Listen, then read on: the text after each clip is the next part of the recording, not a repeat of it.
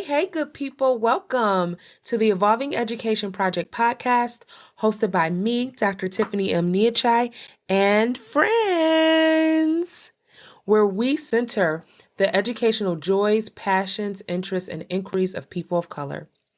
Today marks the beginning of our Liberate Your Imagination, the dark, fantastic, and Black characters in fairy tales, fantasy, and sci-fi series, which is inspired by Dr. Ebony Elizabeth Thomas's book, The Dark Fantastic, Race and the Imagination, From Harry Potter to the Hunger Games. For this episode, join us for The Gathering, part one of the series, where we dialogue about our views and current news on these topics. For this gathering, I am in conversation with my friends Richmond Wills, a writer, poet, and teaching artist, Dr. Stephanie Toliver, assistant professor of literacy and secondary humanities at the University of Colorado Boulder, and Anthony Pierce of the Galactic Tribe and one of the founding members of the Wakanda Alliance program. Let's listen in. All right. So let's introduce each other. So y'all look so beautiful. Handsome for you, Anthony. Everybody just came today with their zhuzh because on the Evolving Education Project, you have to come with your zhuzh.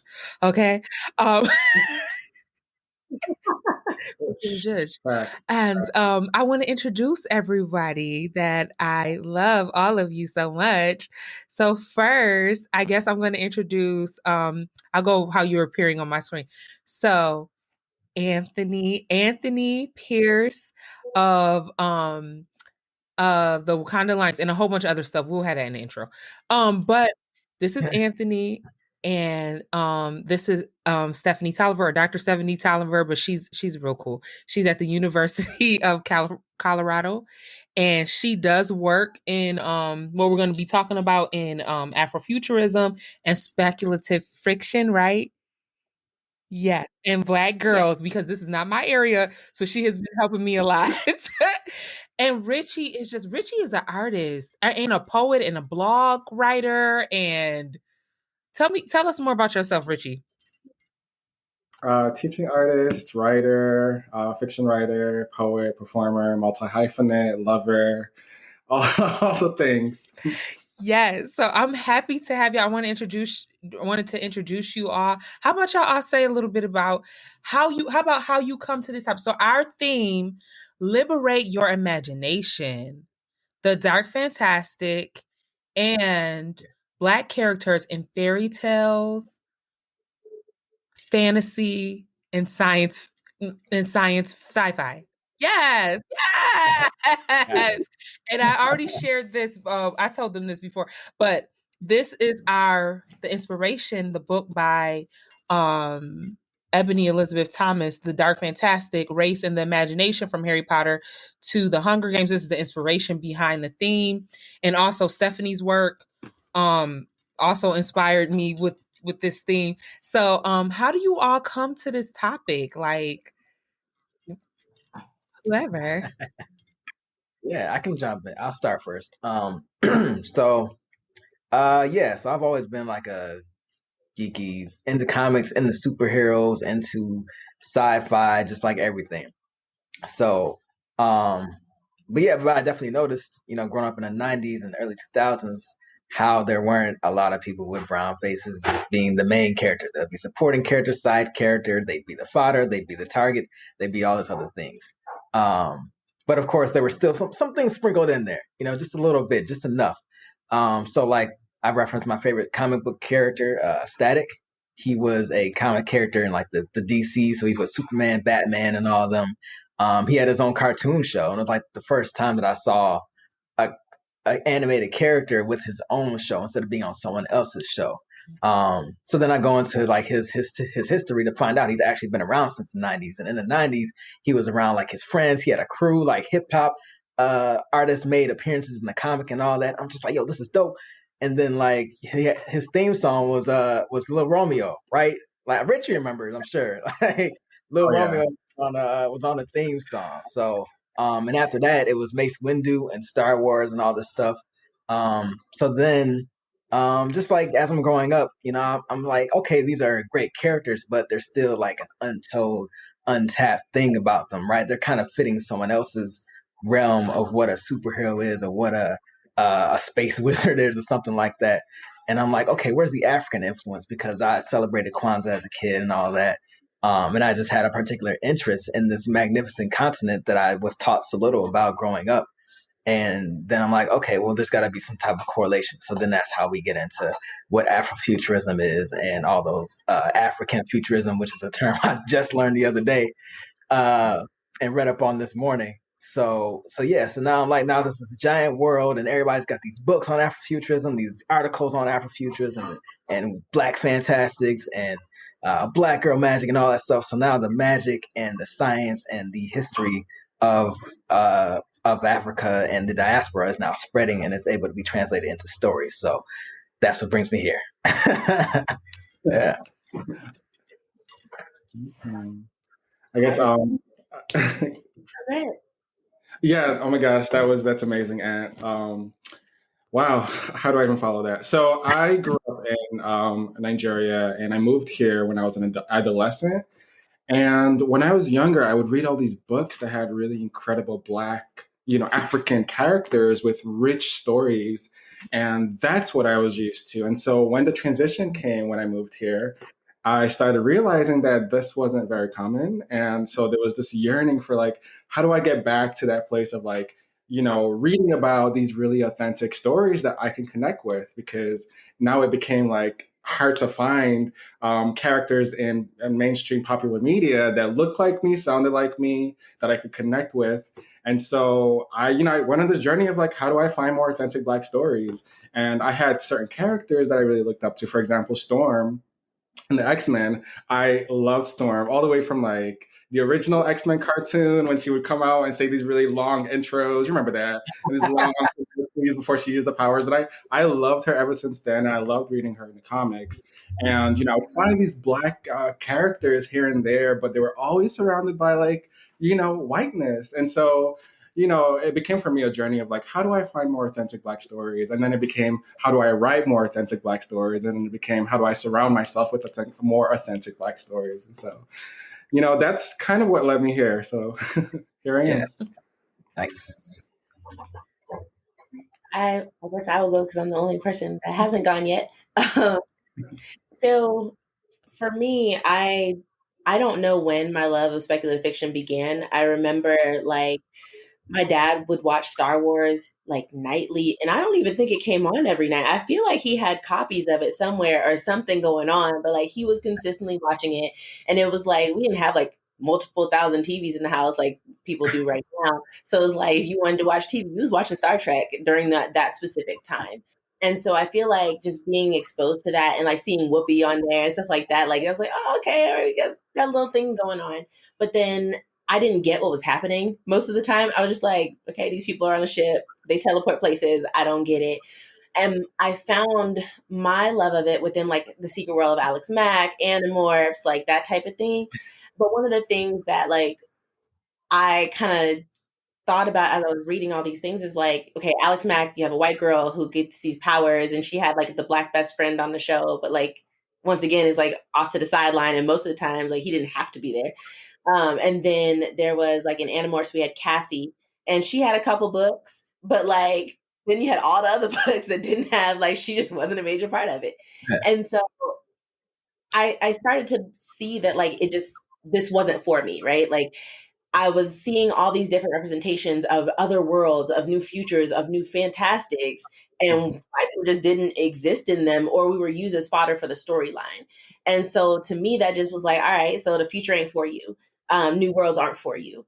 And so because of that, I thought that like, well, what books are for me? And based on the things that like my teachers would give, based on the things that some of my friends were reading, it was like, well, you need to be reading like The Coldest Winter Ever. You need to be reading the Zane books. You need to be reading Sharon Draper. You need to be reading about slavery. Like, and so I thought that was, like, yeah, I want to know more about my history. My grandpa made me sit down and watch all the Roots, like all of them, not just the first movie. Like I saw all the generations of the Root family, and he made us do that. He had the encyclopedia of African American life. Like that was my grandpa.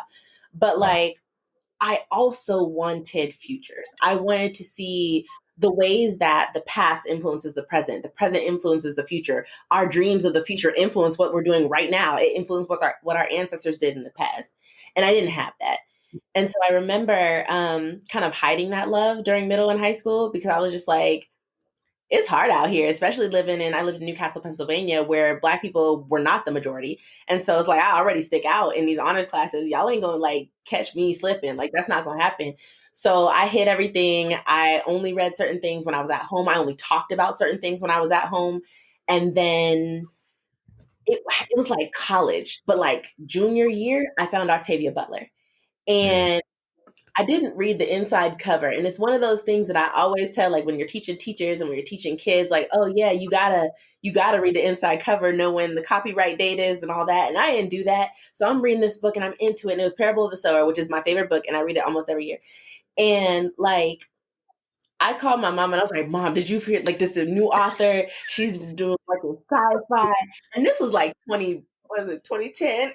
And so I'm all excited about this new author. And this new author been old. Like she's been out here doing this work. And I didn't know because no one told me that she existed. And it's hard to figure out what exists when people just don't bring it to you at all. Like it's never a part of the conversation. So found Octavia, and from there I'm like, all right, who else they've been hiding from me? So then I found Nalo Hopkinson, I found Tananarive Due, I found Samuel Delaney, I found Charles Saunders, and I'm just like, oh, so they've been out here.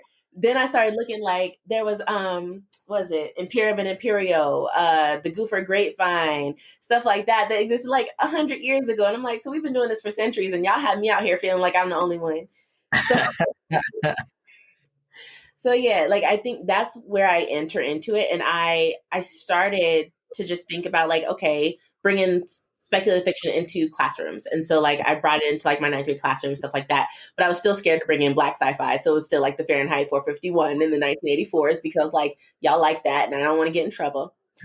And then when I got to the doc program and they were like, you can study whatever you want. And I was like, I thought y'all was supposed to tell me what to study. Because of course, like I didn't have anybody in my family who went to a doc program, and all my other school courses and programs tell you what to do. And so they were like, no, you can study whatever. And I was just like, but like what falls into whatever? And they're like, okay, like what are you interested in? And I was like, the only thing I do is like I read a lot of sci-fi, I watch a lot of anime, I love sci-fi movies. That's pretty much the extent of my interests. And they were like, well, you study that? And I was like, for real? Like, I could do that? They only had to tell me once. I was like, from my first year in my doc program, that's all I've been writing about, all I've been talking about. And that's how I enter into it, is like hiding it, finding Octavia, and then realizing like this is work that can be valued and validated, not just in higher ed, but in schools, in out of school spaces. Like we out here, and I just didn't know. And with that, I'll say how I enter. I'm so glad I brought you all together because you all, I would say, are more into this world than I am. I feel like I will say that as a child, I think I was more always a magical person, like a fairy tale type person. Which I'm glad somebody grounded me because I probably would have been. I used to like in my head fall in love with like every boy I saw when out from the time I was 9 and imagine a life together. I was like a phantom, and then they wouldn't even look at me, and then I'd be like, oh, I guess that's not happening. But I was more of a fairy tale, and I did and I would imagine a lot of fairy tale worlds and with my sister and stuff, but I didn't really get into the sci-fi stuff until, or even like comics until Black Panther, like hardcore. I knew about Storm because in my community, my family, everybody talked about Storm. Like everyone loved Storm. And so I wasn't a dedicated fan. yes, Richie. And I wasn't a dedicated fan, but I knew about it. My mother was a Trek. My mother loved Star Trek. And we used to watch the original Star Trek. And I feel so bad, but the Black woman, my mother would always talk about the cute Black woman with the short skirts on the original Star Trek and how she loved her. And that was it. That was it. And I think it's funny how you bring up Octavia Butler because what led me more into it, I didn't even consider that sci-fi when I was I read Kindred. That's why. And I guess I didn't really know the genre well with Black people. And so I guess but working with youth is what led me to it too, because I was working with Black girls and I was like, I want to read some books that talk about this, and this. And Octavia Butler was someone that I brought into that space. And I think that's what's so beautiful about um working with young people, youth in particular, because they force us to stretch ourselves in a lot of ways. Because when they come around, they're having certain interests or conversations. You want to rise to the occasion for them, right? You want to expand yourself and do that. So, I mean, we can just talk about whatever, but I'm interested. However, we can just have a free dialogue wherever y'all want to go with this. Was it something someone else said that picked up? So, whatever. Yeah. I'll bring up something real quick. How Dr. Toliver, you mentioned anime as one of the things you consumed a lot in your youth and probably still currently. Um, so with anime, that's a Japanese, it comes from Japan and all that. And that was one of the things I realized when I was younger is that they put a lot of their myths and their spiritual stories kind of intertwined with some type of fictional, I don't know, lens. And that was the kind of thing that I started questioning as I was getting older. I was like, there's a lot of like all these deities and spirits and demons and monsters and all these things, but that's something that I know is present in all forms of just cultures throughout the world. So then I started to look into like African stories, like Anansi and just knowing that okay, this continent has all this land. Why don't I know any of the stories besides Egypt, right? But then even when it came to Egypt, that's like the more recognizable one, at least to the Western world. But even looking at Egypt, it's like that's still only a small part of Africa. And even when we do get our like the Egyptian stories out there, they become whitewashed, like Gods of Egypt, for example. And even in some cartoons that I saw growing up, and even I still have a book where the the person's face, pointy nose and chin, like it just something wasn't adding up. So that's kind of what also led me to kind of deep dive into African spirituality and African mysticism and mythicism. I don't know if that's the word. I'm just gonna go with it. And yeah, so that was something that I also noticed about, or that's something that also kind of brought me into the world of Afrofuturism and African futurism. And now another term I learned this morning, African Jujuism. Have you heard of that one before? Yeah, Dr. Toliver. Yeah, okay. So I also read a couple of your papers this morning too. So I actually enjoyed those a lot.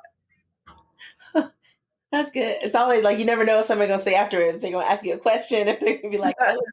I think it's funny how, yeah. No, entrepreneurs be standing up there and be like, I have a question. And then it'd be like a whole long statement. And then there's no question at the end. Or it'll be like a critique of what you did. And you're Right. like, That's not a question. Yeah, I think that's really interesting. I got a little triggered when you said, was it Gods of Egypt? I got a little triggered there because so bad.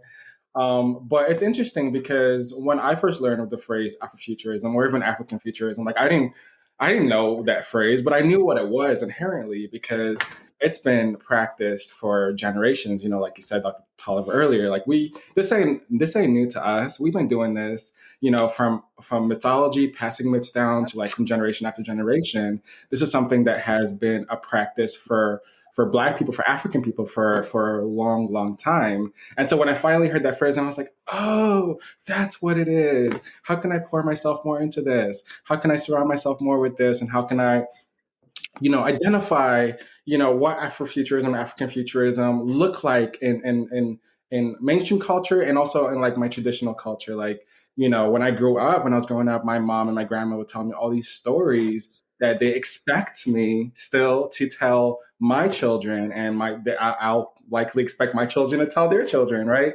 And so this is one way of like passing down our hopes for the future. So that's like that was one really interesting thing for me when I was like really getting into it. I really appreciate that, like this intergenerational link through these ideas. Like the fact that we pass things on, and sometimes we pass them on even not even like knowing that this is something that is part of this Black consciousness somewhere. Because like so I've been working on things, and I was using the Anansi as an entry point into this idea that I'm thinking through. And I realized, I was like, I don't even know how I learned about Anansi. Like, where did this come from? Like, I don't know how I know that Anansi exists, because it wasn't talked about in my school. It wasn't talked about in my grad programs, none of that. Like, so where did Anansi come from? Right. And so I called my mama and I was like, so like when we were little, did you like say Anansi, or did you read us stories, or like, I'm trying to figure out how I know. And she was like, oh yeah, like I used to read a couple stories to you. I don't know where I learned them from, but like, I know I was supposed to read them. And I told her, I was like, I talked to her about like the origins of the Anansi story. She's like, what? That's so cool. And I'm just like, how you reading stuff? You don't know where it came from. But like, it's part of that, like that link, that knowing. And I feel like Afrofuturism really reclaims that knowing. And what Isaiah Lavender talks about, like the Black networked consciousness, where it's like you just know and you can decipher and decode these things because it's passed on throughout time, even if we don't even know like where it started. It just is, and we grasp it. Absolutely. So beautiful. It's interesting because go ahead, Aaron. Go ahead, Aaron. I said he was feeling. I just saw her face. The expression just when it hit, you just. I was gonna say, so I recently myself learned about the phrase African futurism. You know, for a long time I was just like Afrofuturism this, Afrofuturism that, and I was like, I give elevator pitches to pretty much everyone I knew, and then all of a sudden this new phrase African futurism comes into my zeitgeist, and I'm like, oh, okay, there's always more to learn, right? And so now I'm thinking, wow, now I know the difference between what African futurism is and Afrofuturism. And I guess I also want to like bounce that against the both of you as well, because I want to make sure that my understanding of it is like, you know, I want to know what your understanding of it is, because my understanding of it is African futurism is looking at Black culture through the lens of science fiction, mythology, technology, and imagining alternate ways of being, alternate better realities for ourselves outside of the white gaze. So completely devoid of the white gaze, right? So I think of stories like Tomi Adeyemi's Children of Blood and Bone, for example, or Octavia Butler's Blood Child, or I mean, there's a few of them, but like completely outside of like the white gaze. Whereas Afrofuturism, you know, I think of it as like if it's on a spectrum, Afrofuturism does give a little more leeway for the white gaze being present. So I think of stories like, you know, Kindred, for example, or Black Panther. So is it like a similar? Am I in the ballpark? Like what? I feel like definitions for both are very difficult. And I say this because like African futurism, Nettie coined that, I think last year or the year before. So it's not like something that has a lot of things behind it at this moment. And so I think it's still being like thought through, but she does give a very, very clear, like, this is what I mean. In terms of Afrofuturism, of course, like Derry coined that in 1994, and it's a white cultural critic who coined the term. But I also like, he coined that term with the heavy lifting of Black scholars, Sam Delaney, Trisha Rose, Greg Tate, like that was a lot of heavy lifting on their part. He did the intro, but thank you. But he coined something that we had already been doing. He just put a name on something that was already existed. And so I think that Afrofuturism for me, it's a cultural aesthetic in which I think that Black authors are creating these speculative texts and texts broadly construed that center Black people in an effort to reclaim and recover our past, counter negative and elevate positive realities in our present, and then to create new possibilities for the future. And I think that the hard part is that a lot of, and I think the reason why African futurism had to be named is that Afrofuturism often centers Black American contexts. Mm-hmm. And so I think it was really important to talk about the fact that like, even the examples, the scholars that Derry interviewed to create that article that he had were Black American scholars. We did not look beyond the United States in order to figure out what else could be. what else could be included there.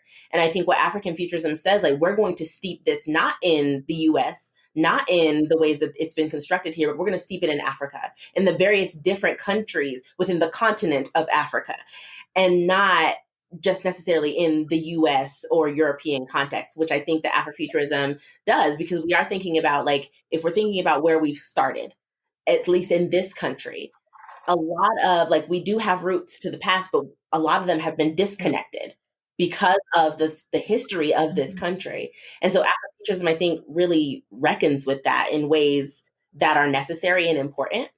And sometimes do, like, have to comment on whiteness, have to comment on the oppression that happens specifically here. And sometimes because of that, and I, in all honesty, we've ignored some of the things that have happened in Africa because we're so focused on what's happening right here. And I think African futurism allows us to say, we gotta go back, and not just go back, because I think also we have this idea that, like, Africa is this historical place that's not in the right now. So it's not just go back; we have to go to the right here and see what's happening now. That I think African futurism allows us to do. I appreciate you saying that, because it really helps both of you, Richie, explaining. I had never heard of African futurism, so thank you all for explaining that to me and introducing me to that term. But I've talked to people, other Black academics, who will be like, I don't do Afrofuturism because that was coined by a white man. And I'm just like, okay, but like, I don't, but I appreciate, like, okay, what Richie was saying too about, like, this is something that we've always done and that we've always been doing. And what you brought up, Stephanie, about, he just named something that he saw. He's named something that he saw that was already happening. With Black people were already doing these things, right? And this helps me to, and I appreciate the conversation around, Anthony, you talk about this a lot too, about, how you yearned for the Africanness in the stories from which you viewed as a child. Like, what and how could it be true to that, to our African heritage, our African spirituality, our, even down to our facial features. And I appreciate, I do think there is a conversation that needs to be had across the diaspora. Like, I never knew that, it would make sense, though, now knowing some of the authors from Nigerian authors that I know, and even just the stories, the much expansive storytelling in Nigeria, right? Nollywood, all of that, right? So I think, but it's interesting to hear, like, actually, I did grow up with authentic and thorough stories in Nigeria, and then I came here and realized that this is not normal for Black people. And I think that brings us back to, like the now. And so I really appreciate this conversation. The way you all are discussing it, we're discussing it, is very it's so beyond time. It's not time bound. I feel like we're going back and forth between the history, the now, the future, and what we want. So I would love to hear even more about your thoughts on anything of that. I don't know. That reminds me of something Dr. Toliver said earlier. I think when people hear Afrofuturism, they always think, oh, it's just the future, it's just the future. But in order for us to look ahead to that future collectively, we have to look at what's happening now, right? And we also have to look at the decisions and the experiences of what brought us to this point. And so I look at it it's a kind of a cyclic nature, and that we can only look forward if we learn to look backwards as well, if we learn to connect it all, and if we learn that we're standing on the shoulders of those who came before us, and so we can construct the future the way that we want, but we also need to reconstruct the present in view of the future as well. So that was just something that was, like, ruminating in my head. So what would it mean for us to liberate our imaginations with that in mind, with what you said in mind? because I feel like the reason why, like for me, the reason why I feel like I didn't get into sci-fi, maybe I would have, and I'm getting it more into it now, is because I just couldn't imagine that for Black people, and I couldn't beyond what they presented me. You know what I mean? Some people are able. I think some Black youth and some of you shared, you're able to look at this, enjoy it for what it is, and still know, like, I can tell a different story for the Black character. Like, this is problematic. Whereas for some young people or even adults, it's just like, I don't see us here, and so I just fully reject it. And so I wish that I would have um had more opportunities, and I'm still working on it as an adult. As an adult, I really have to work hard to be more expansive in my imagination of what is possible, or new worlds or imaginatory worlds for myself and Black people overall. And so I just think about that.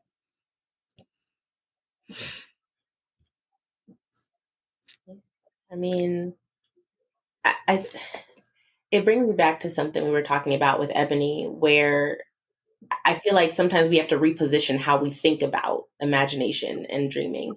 So I mentioned, like, Walida and Marisha talks about the fact that, like, anytime we think of better worlds, worlds without oppression, worlds without capitalism, worlds without police violence, like, we are engaging in sci-fi right there. We're dreaming of different futures. And so even if that may not be the way that it's positioned, because a lot of times, like, people think sci-fi is like, we got to have a space opera, we got to be, I don't know, shoot lasers, like, that seems to be the general idea of it. But, like, we're consistently engaging in scientific practices, dreaming otherwise, because, like, we're consistently talking about, like, we need this abolished, we need this to change. Dreaming of that change is a sci-fi practice. And I think about, I'll bring up Isaiah Lavender again, where he talks about these freedom technologies. So anything that Black people engage in order to access freedom can be considered a technology, because we think about what technology actually is. It's using our scientific knowledge in order to make something better or to engage in a certain process. And so, like, literacy can be a technology, joy can be a technology, spiritual technologies exist. And so I think that if we reconceptualize how we're positioning what it means to do that, we don't always have to dream of space. We don't always have to create new worlds and new languages, because we've always dreamed. We've always engaged in this fantastic work. We've always been thinking of new futures. So I think it's a repositioning of how we look at it, because sometimes the stuff that we're getting, especially considering who is often producing the visual representation of future and fantastic, the written ones, like, we get a few sprinklings in there every year, but not that many. Like, we have to just reconceptualize what that means. Yeah. To tie what Richie and Dr. Toliver kind of said about like technologies and being in the now, being present, and how we have, like, different things that aren't technology because they're not mechanical, but they're still technology. One thing I always come back to is hip hop, for an example. And, for us to, like, how it started for us having limited access to instruments or music lessons or, whatever have you, even if you just didn't have any interest in an instrument, to use your voice as an instrument and just go off without an instrument, I think was a technology in itself. And then referring to Dr. Toliver's article on the Black Girl Magic and Ratchet Imagination. Yeah, that was a fantastic article, by the way. Fantastic publication. And what ratchet means and how it's kind of has a derogatory meaning attached to it, but how it's also a mechanism for disruption. I think in order to fight back, to revolutionize something, you need to disrupt something else. So disrupting either a colonial power or disrupting whatever oppressive rule is over you. And this is like the many ways that we can do that, whether it's something like twerking in the street or something like teaching martial arts to kids on the corner. I think either one of those, I saw that, Tiff. You didn't look back. Yeah. And even like that little bounce, like you're not really gonna get that in certain spaces. So it's like us being able to really embrace that is us, and that's something that's visible, and someone will see it and immediately recognize it through that black ether consciousness that we got going on. It's just like the ways that we do, that's technology in itself for sure. Yeah. Yeah. And that's how we revolutionize the future, right? Everything begins with thoughts. Everything begins with a dream. Everything begins with the imagination. We are today because we are here where we are today because of the thoughts and the dreams of those that came before us. And so I completely agree, and that that's where it all begins, is the imagination. Yeah. And we can imagine a better now if we can disrupt enough. I often think of like, when does it no longer become disruption and it is just liberation and revolution? Where's that line? And the thing is, if we disrupt enough, we will get there. And so I love that you brought that up, man. Yeah. I mean, like, especially like just us using like the apps like Facebook and Instagram, Snapchat, they would not be the same without the way we use hashtags, the way we just put ourselves on camera and do what we want, whether we're doing a skit or again twerking or like whatever. Like we're just always doing something and like we're catching the people's eye, and The it's just fun. memes. I mean, what would the Yeah, meme dog, world be the memes. without black people? Black women, especially. Okay, and black girls. Yeah, What? It would be yeah. black. Nowhere. We wouldn't be nowhere. We wouldn't be nowhere. Real point. It'd be like basketball without dunking. That's how it would be. It'd be like basketball without dunking. That's how I think it would be. Just plain. Like it would be basketball without like NBA Street, like how we kind of just took basketball and then made like the street version of it, where we're allowed to break the rules, we're allowed to cross dudes out, we're allowed to pass it to pass another person, then dunk it or bounce it off of somebody's head and be like, what? And like just keep playing the game. So just constantly reinventing things to kind of allow our expression to take shape. Yeah. I like that. I like that, like the reinvention, especially like as opposed to disruption, because I feel like disruption centers the people we're supposed to be disrupting. Oh, for sure. Yeah. Invention, imagination, like that to me is like we center in ourselves, joy, like we're centering who we are. We're not trying to worry about what they're doing over there. We just doing what we do. They feel disrupted, that's on them. Like that's not what we're focused on. I love that. Yeah, and that's interesting too that you brought that up, because I was thinking earlier too about like this, almost like this era of like representation in media. Like there's this almost like yearning for like representation in media. I as glad as I am to know that Halle Bailey has that role as the Little Mermaid. There is a point where I'm just like, I don't want representation in media. I want our own authentic stories. I'm sick. I don't want a black Ariel. So I don't want sick a of the black. remakes. I'm sorry. I'm just so sick of the black remakes. We don't need to remake, all of the 80s movies that came out. I really like, if you liked it at that time when you was a kid, that's great. Make our own stories. Like I'm so sick of the black remakes of white stories. Like, and I get it if you're trying to, maybe that's a healing thing for you because you really like that movie. Yeah, there's some movies. I like Home Alone. No, I don't want nobody to remake it with a black person. I don't. You know what I mean? I don't know. I'm sick of it. I'm sorry. Go ahead, Richie. I just had to amen you, bro.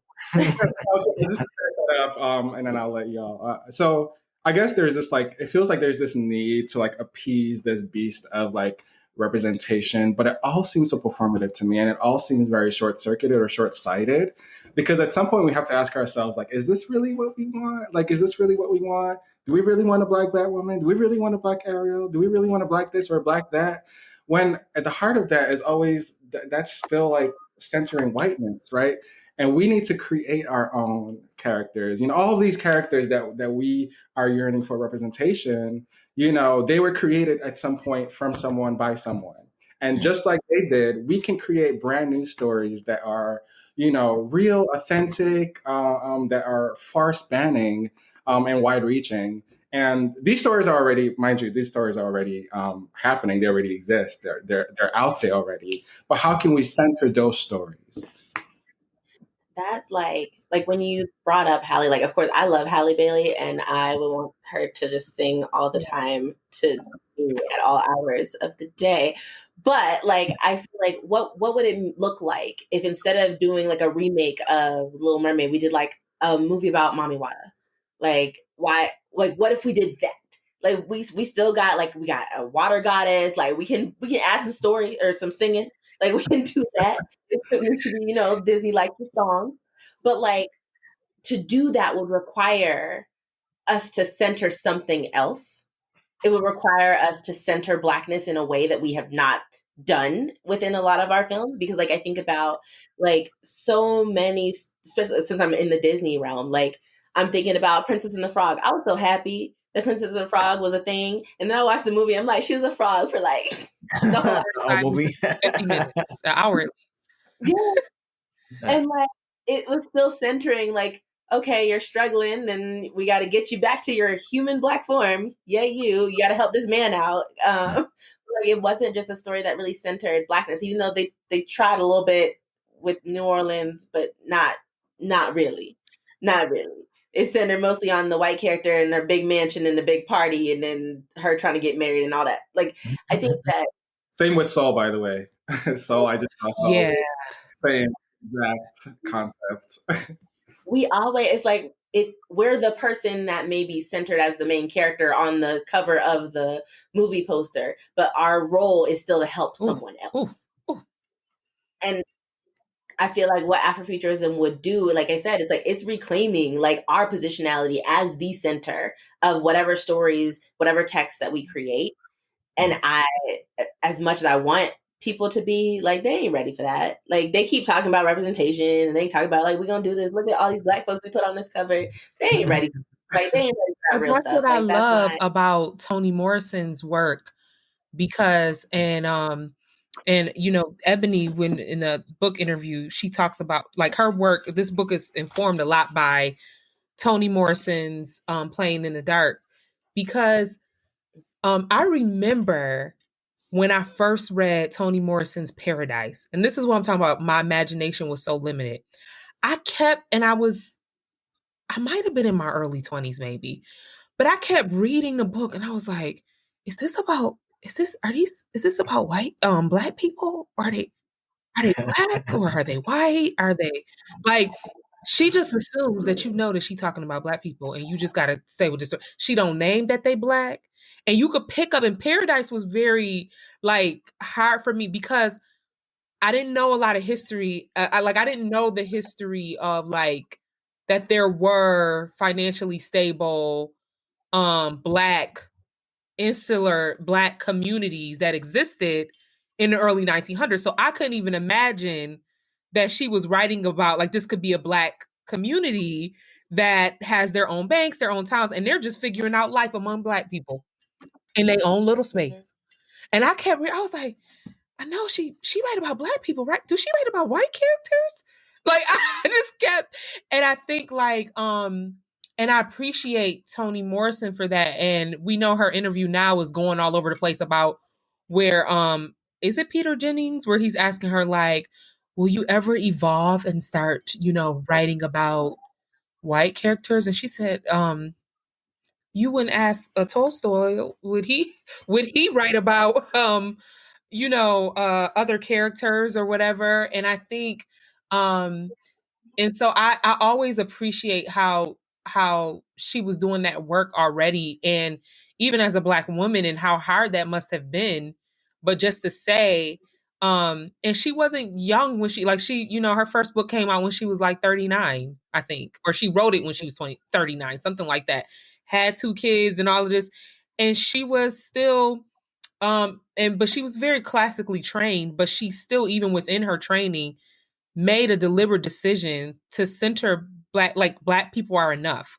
The stories of Black people and the everyday Black people, like Sula in a little rural town, you know, and relationships between men, between women, between, you know, whether romantic or otherwise, but like all of these different relationships, like we have so much here, and I appreciate her for that, and just for helping me to even want to learn my history more, even want to expand of what centering Black people could be or what it would look like, and not always thinking that And I think what's hard is in stories, even stories that are, like you're saying, you all are saying anyway, that are supposed to center Black people, how do you do that?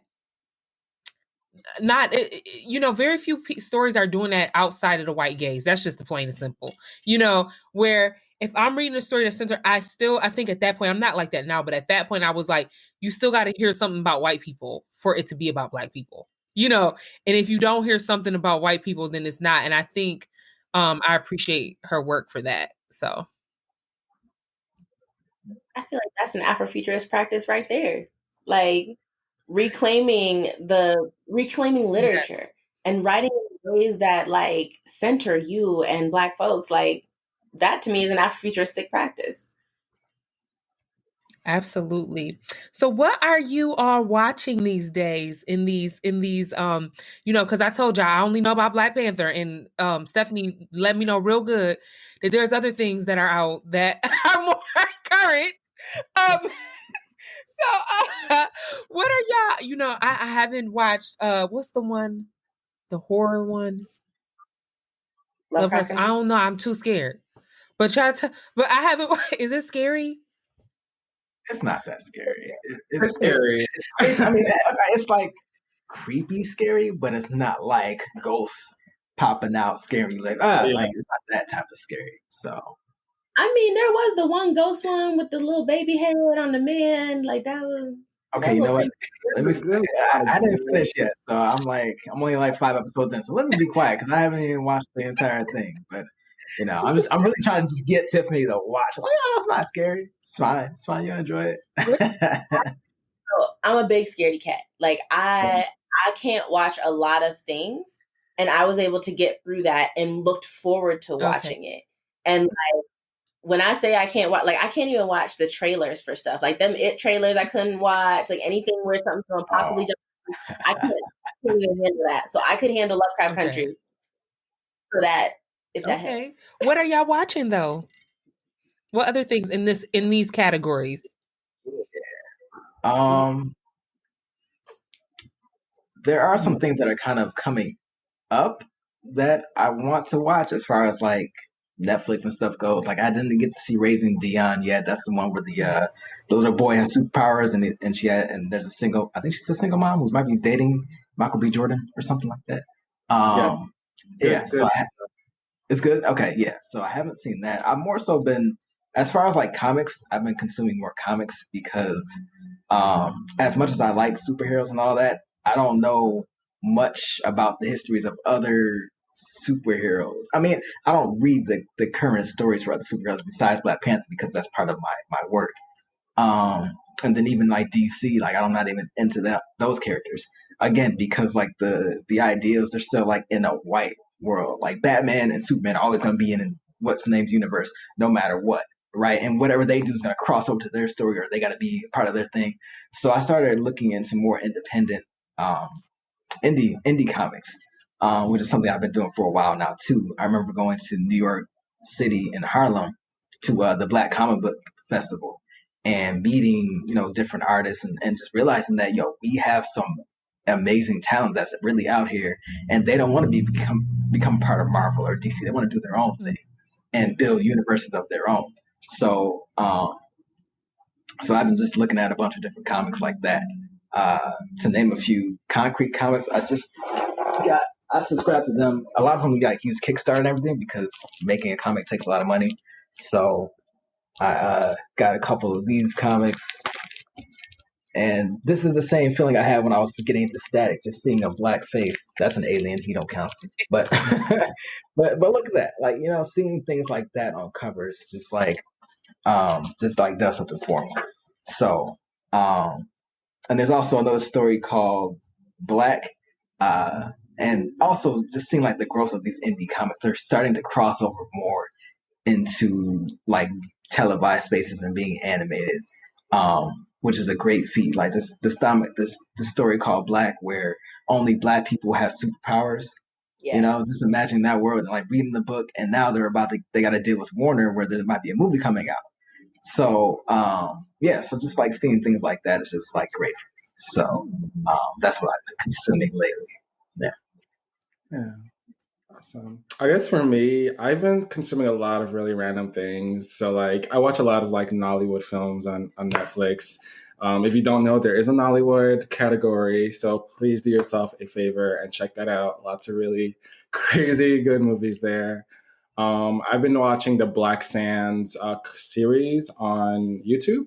I don't know if you're familiar with that, but it's about this little Egyptian prince who wants to become king, and they're all black, and it's his journey to take over the throne, and he has to fight conflicts, and it's really an amazing story. I just finished watching Bridgerton. I don't know. I don't care what anyone has to say about it. I just was glad to see. Just it was just different. It was just different. It was nice to see like black people in like positions of power and that kind of reign. It was interesting. I enjoyed it. And also the Duke was a very fun to look at. Mm. Yeah, and also I've just been reading a lot. Right now I'm reading this series, N.K. Jemisin's The Broken Earth series. Oh, wow. I just started the first one, and it is a trip. So I recommend. Yeah. Yeah. I read more than I watch, I guess. I watch a lot of anime, so right now I'm still watching Black Clover. I am a weekly watcher, so I do not wait till things are over.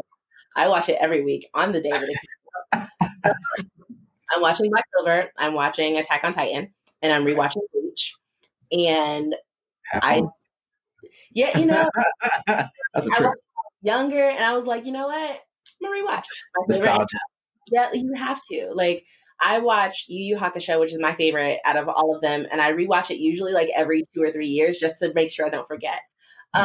It's because I love it. And Crunchyroll gives me all of the things that I need, and also like really good ones because they know what I like. So that's what I consume most of the time. But then like I also do a lot of like reading, and so I read The Black God's Drums again in January, and then it's a novella, but Kelly Clark, the way that he can manipulate words in such a small space to give you so much, like that is magical. Like I will read this book and I'm just like, there's so many layers and intricacies to this work, and it's 100 pages long. Like it's ridiculous. And so I read that one. I'm about to start The City We Became by N.K. Jemisin. That's her newest one. And then like I read Black Girl Unlimited, which is a memoir with surrealist elements. Amazing. It was a hard read, but amazing.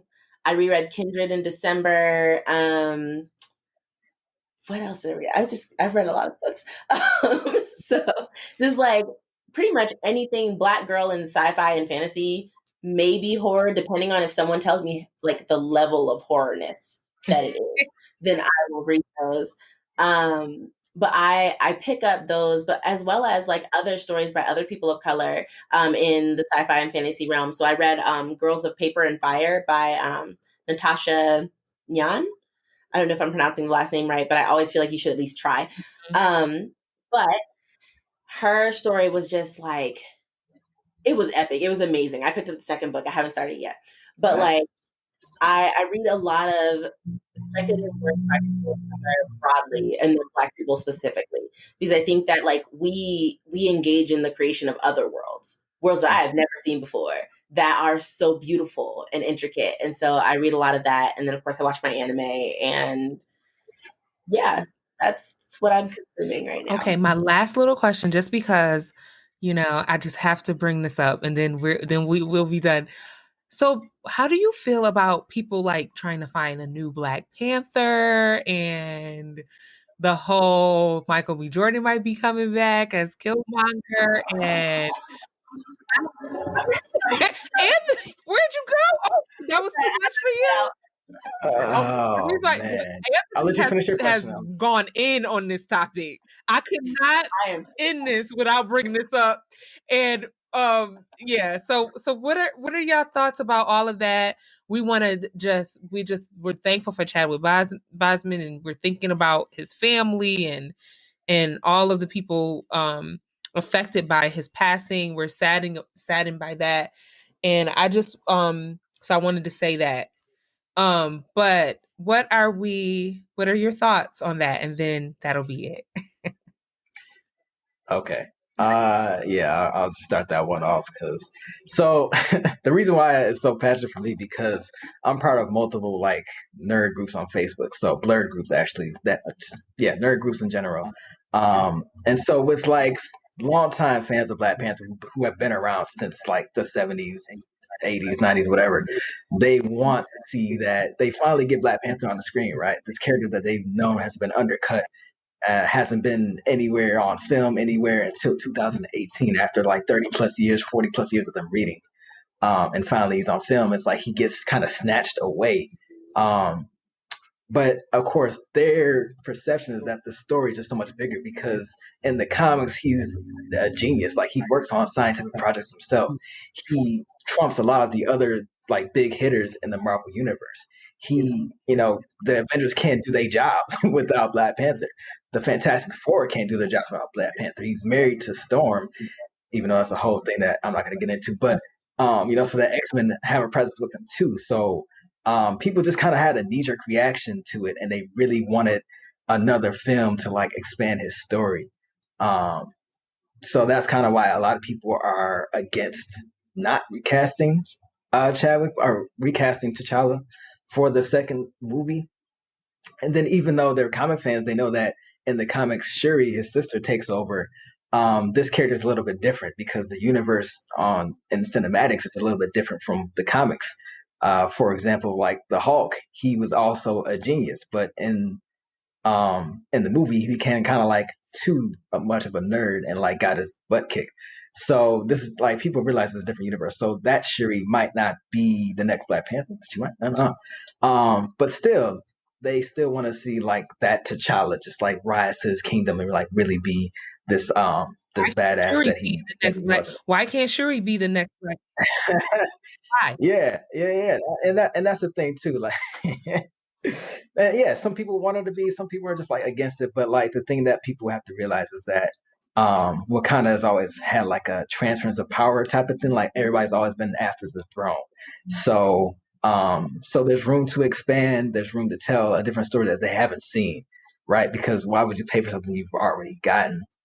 And also just like the feelings of the cast are in mind as well. At least for me, why I'm not against not recasting T'Challa is just because I'm aware of the feelings of the entire cast, director, how they must feel, not knowing about how this was going to play out with Mr. Boseman. Then I just kind of trust Marvel to do right by the franchise. It's not like there won't be a Black Panther 3 or Black Panther 5 or Avengers 10, 20, so that's me being a futurist and kind of just having hope that things are going to be cleared up in the future. So, and I have a YouTube video on this. Check me out, Ace the Outsider, on YouTube, Instagram, Ace_the Outsider. But yeah, so that's why I've like been going back and forth with like just these nerds who just love to really like go at these things. And like, I think another part of it is like that fear of Black erasure too. I think has also been a reason why people are against not recasting the role and, having a Black king be a hero for young kids in general around the world. And they feel like that's also being disrupted because the man doesn't want, that type of king on camera. So that's my piece. I'll get some water. Yeah, you I second everything. There's nothing I can add to that. I second everything you just said. Appreciate that. You said it. To add to that, like I think that one of the possibilities is that like they could hand it over to Shuri for the second and then she hands it over to someone else after. I think the issue is that when people are talking about recasting, they're talking about recasting that specific T'Challa. And that I think is the issue. like, let that T'Challa rest, and then have someone else who can come in and still be Black Panther, because things have passed on the mantle through that through the comics and everything anyway. But it's just saying that, like, because of the person who played it, like, let that T'Challa rest, and then we can have other Black Panthers. It's just not going to be that specific storyline or that specific one. I think that's okay. And I think that, like I said, Shuri can play Black Panther, or whoever, M'Baku. I would love to see M'Baku in a Black Panther. If you just want suggestions. Even if it don't even fall in line with anything else, just to let him try it on. Let him try on. I agree. Yeah, he might do it justice. I feel like, let someone else play a different Black Panther. It doesn't have to be T'Challa's Black Panther. I think that's my issue with the recasting, is like, you can have a new Black Panther. It just doesn't have to be that one. And that's fine. Yeah. The role of Black Panther is inherited. It's not just passed on. It's not just replaced. It's inherited. So I think the next person to play T'Challa will do a fantastic job. There's so many great actors out there. And also the other thing I'll mention too is that the world of Wakanda is not just the Black Panther. Wakanda is the Dora Milaje, it's the tribes, the many tribes that surround Wakanda. It's the vibranium and the technology, and it's like the people who are learning more about this vibranium and this technology and applying it to their world. And there's also like the neighboring countries around Wakanda. Like, what are those stories as well? So I think that this second film will kind of set room for that to expand, and I would hope that we get a series on the Doors or something like that, because they're just bad women. They're amazing. So. I think the next one should open up those stories as well. And Marvel's good for that. Like, they're good for expanding the story. Be like, this side character y'all saw 18,000 movies ago, they coming back with their own movie. Like, I'd be happy to see anyone don that title of Black Panther. Any Black person, as long as it's not Scarlett Johansson. I'll be fine with it. Funny. You're going to make me get up.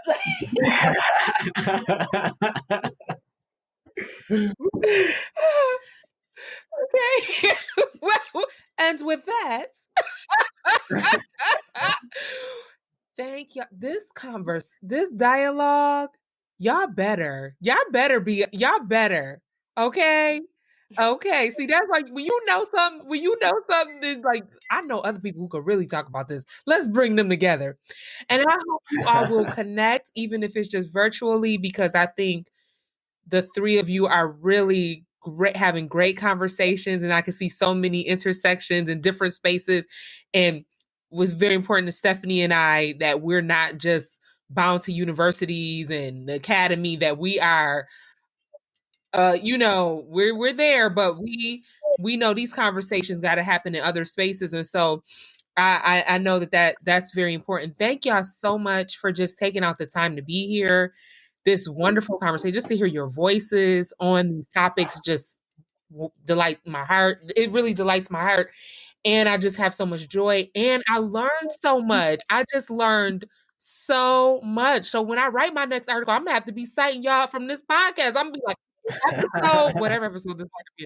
What episode? So this is just so thank you. And so this was a treat for all of the listeners, because if you don't understand Afrofuturism or African futurism and all of those different layers to this was a good conversation to be a part of. So thank you. Okay, I'm gonna stop the recording. I just want to thank Richie, Stephanie, and Anthony for sharing their love of speculative fiction, their childhood journeys in finding Black characters and superheroes in films, television, and books, and of course, for teaching us about Afrofuturism and African futurism. As someone who is new to speculative fiction, well, a new fan of this genre, because I wasn't feeling it before, but now I am. It's growing on me. I am grateful for their knowledge, memories, and stories. Thank you for listening to part 1 of our Liberate Your Imagination, The Dark Fantastic, and Black characters in fairy tales, fantasy, and sci-fi series. Be sure to tune in for part 2. That is our next episode where we interview Dr. Ebony Elizabeth Thomas about her book, The Dark Fantastic: Race and the Imagination from Harry Potter to the Hunger Games. Trust, you do not want to miss that. To find out more about the Evolving Education Project, to write in, or to join our listserv, check us out at evolvingeducationproject.com. And please download this podcast, subscribe, and follow us on social media. We hope to cultivate an authentic audience and community. We want you to help us to evolve over time and shape what this could be. Now that you know what we're about, let us know what you want to learn more about, authors that you would like us to interview, discussions you would like to have. Okay, that's all for now, good people. We out.